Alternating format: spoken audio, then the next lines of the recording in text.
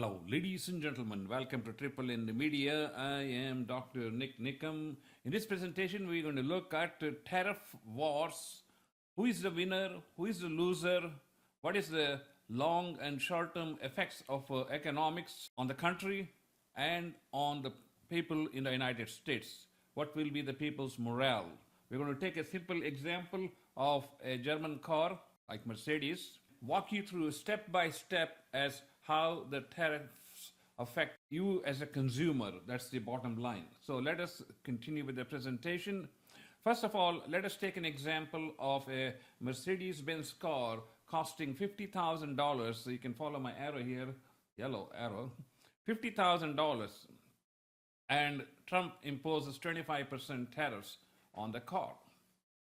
Initially, who pays the tariff? The company, the German government, or the consumer? We'll answer all these questions. Who gets the tariffs? The American government, the buyer, the seller, the German government? Who gets the tariffs? Eventually, what will happen to the market price of the car if you walk into your showroom? How does it affect the consumer ultimate buyer? How does it affect the economy of the country in the short and long term with these increased tariffs or cost of goods to the consumers? So we're going to answer all these questions. Stay tuned, get a cup of coffee. Let's begin with the first thing. First of all, you have to understand there's more than $100 billion trade deficit with Europe. Europe is sending $100 billion more to the United States in terms of exports compared to what is imported into the EU from the American companies. And American companies charge very little tariffs, whereas the EU charges a lot of tariffs to American goods coming into the EU, whereas America has been very modest in charging tariffs for goods coming from Europe to the United States. And that's exactly what Trump wants to sort of balance it. He's not talking about increasing tariffs. He's talking about a level field where both countries treat equally with their imports and exports. That is a key point which most of the people don't understand. They don't want to discuss about it because all they are talking about is increased tariffs, increased costs for consumer, it's going to affect the economy, and all these negative news spread all over the country by the liberal media. Don't believe in it because I'm going to walk you through step by step what is going to happen with this tariff with the increase in the price. The proposed 25% tariff on a $50,000 Mercedes car would trigger a chain of economic effects. We understand that, but we have to understand America has been bleeding from all directions. Trump, like a surgeon, has come in and he has put rubber bands or tourniquets, the tight rope around these bleeding spots. Of course, that is going to hurt initially, but that might save the life. In the long run, it may save the patient. And that's what Trump's exact point is. It may initially hurt the stock market, it may initially hurt the consumer, but in the long run, it is going to stimulate more jobs, more production, and reduce cost here in the United States by bringing these tariffs to an even level field with not only with Europe, with Canada, Mexico, China, India. Did you know India charges 100% tariffs on Kentucky bourbon? The Indian government is making a lot more money than what the manufacturer makes because they charge the tariffs, then they charge the sales tax on top of that. As a result, people are getting ripped off. The countries are getting ripped off. Nobody is paying attention to the inner workings of how the tariffs work. That's why I'm trying to explain to you in very simple terms. So let's get back to our story. Initial tariff burden. Of course, the price of the car goes up by 25%. So the initial cost will be $12,500 extra on top of the $50,000. The German government does not pay the tariffs. When the German car, $50,000 car, lands at the customs office in one of the US ports, then you pay the customs office 12,500. Who pays that? The dealer. The dealer who is getting the car from Germany will pay that 12,500 customs to get the car into his showroom. And here's a little chart showing how the cost of the goods will be before tariffs and after tariffs. But remember, all American goods have been charged huge amounts of tariffs by every country: China, Japan, India, Europe, Mexico, Canada, you name it. 90% of the countries have charged more tariffs on American goods than what America charges for the goods coming from the other countries.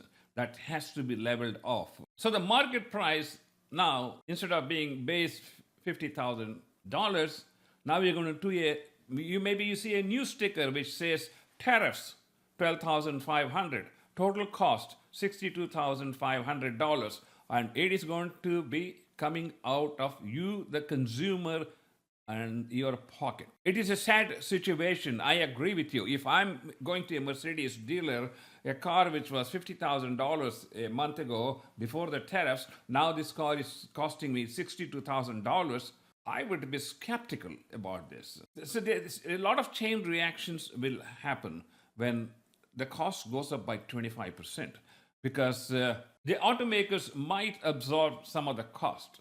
They do get incentives, they do get mass discounts, things like that. They will be able to absorb 5 or 10%, but still the cost of the car will be more than $50,000. And what can happen with that? Now, as a consumer, I am faced with paying upfront cost of $12,500, which is going to the government, which has already been paid by the dealer. It will trigger a series of reactions. I may begin to think, maybe I need to get an American-made car. What the heck? I mean, I use a car like 30 minutes or an hour a day. It's not the end of the world for me. Why not I wait till the tariff war settles down and just get a short-term American car where I don't have to pay 150, 25, 50, 100% tariffs. So you may just decide to heck with it. I'm just going to buy an American car where I don't have to pay the tariffs and wait for the tariff war to settle down. And when things get better, maybe get my long dream car. The second thing that is going to happen is when the foreign countries like Japan, Europe, Germany, they realize that if they were to manufacture these cars in the United States, the tariffs will go away. So they will be forced to put factories here in the United States. It's a long-term business. But as I said, there are so many things that we have to do when we are in a crisis. First, we have to save the life of the patient. First, we have to save this country's future. That is the most important thing, because if we don't protect the American future, there is going to be no America in the coming years or decades. So it's going to hurt initially. We have to protect the American interest, and by doing so, we force these companies to bring their manufacturing into the United States. By doing so, it is going to increase the job opportunities here in the United States. More manufacturing is going to happen in the United States. That will bring in more tax revenues to the government. As a result, the long-term effects of the tariffs are, one, it is going to be very positive for the consumer. It's going to be very positive for the American workers. It's going to be positive for the American government in terms of increased income tax and sales tax, etc. Volkswagen is already doing that, and some German cars are manufactured here in the United States. Even Mercedes-Benz cars are manufactured in the United States. More and more cars will be putting their manufacturing companies here in the business, because if they have a substantial business here in the United States, like Mercedes-Benz or Volkswagen or Audi, they will be forced to put factories here in the United States to reduce this tariff burden. At the same time, I think there's going to be talks at the government level to see what they can do to make it a level field so that the tariffs charged by EU are in comparison to what the United States charges for their products. It is all a matter of being fairness. Number one, America has been taken for granted by every country in the world. America has been ripped to shred to pieces by every other country who is doing business. And it is for the first time in American history where Trump has said, enough is enough.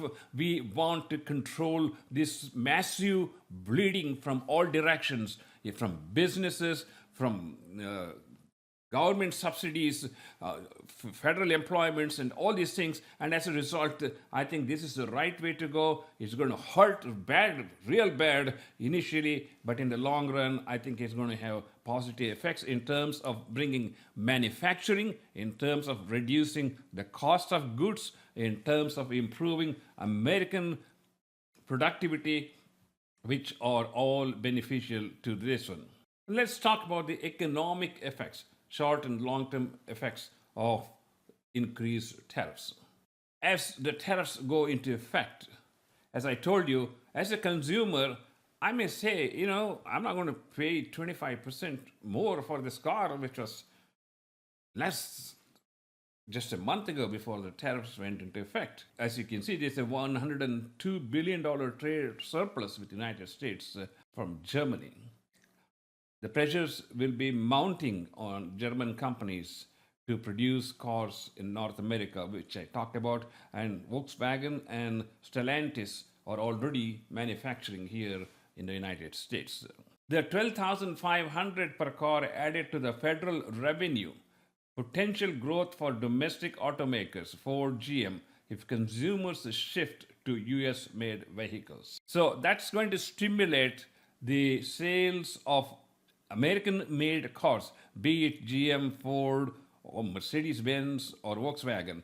And that is a very positive direction, which most people don't want to talk about or highlight it, because all they are talking about is, $12,000 increase in cost, and it's going to increase the cost of goods, it's going to increase the inflation, it's going to increase the doom and gloom, and that's all they're talking about. Anyway, cons. Inflationary pressures on auto prices, which is expected, and that Trump has already said that there is going to be pain, and it has been reflected in the stock market, where the stock market has been just nosediving for the last 2 weeks since the tariff war was coming into play. The risk of job losses at the dealers. When the dealers are not selling these cars in big numbers, they're going to lose jobs, and their service department may have to trim down because there are not so many cars that are being sold. There are not many cars coming for service or maintenance, and that's going to have a rippling effect on the dealers who are dealing with the foreign cars, which have to pay 25% tariffs. So that's one effect. Now, long-term effects. If the tariffs persist for a long time, which it has in all other foreign countries, because the American companies have to compete with other people, and as a result, to keep their prices competitive, they have to reduce their profits when these American products are exported to Europe to stay in competition, while their governments are getting hefty tariffs on American goods. Think about it. This is a rip-off, ladies and gentlemen. I think it's about time America wake up and protect its own people, protect its own sovereignty, protect its own financial security, and not succumb to all these imbalances in trade, imbalances in tariffs that's been rampant all throughout the world against America. So the long-term dynamics, the price stability. If tariffs persist, automakers may restructure supply chain. They may manufacture more products in the United States, increasing job opportunities, increasing taxes indirectly because of wages, and increasing the productivity here in the United States. Consumers may delay buying these cars, thus promoting locally made cars in the long run. For the immediate buyers, they may have to decide, do they really want to spend that extra money or put that money in the bank and wait for the tariff war to settle down and then buy at a opportune time, just like you would buy a stock when it's the best price you can get. So, ladies and gentlemen, this is a quick overview of tariffs, war, winners and losers, economic effects, consumer effects, short and long term effects, and what is in the best interest of the United States. I am Dr. NIk Nikam. I'm Dr. NIk Nikam. You have been watching Triple N Media. Please do subscribe to our YouTube channel, and I will see you in the next presentation. Thank you so much.